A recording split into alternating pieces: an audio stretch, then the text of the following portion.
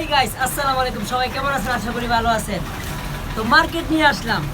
এটা আনছি আমার বউয়ের জন্য। এটা হচ্ছে ব্যাগ, আর এটা হচ্ছে শার্ট। এটা হচ্ছে আমার জন্য। আর এখানে আছে একটা কাপড়। এই যে এটা হচ্ছে আমার আদরের কন্যা মেয়ের জন্য।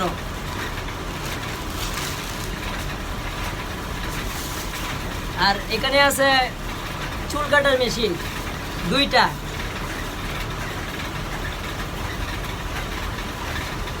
আর এখানে আছে আমার একটা পেন আর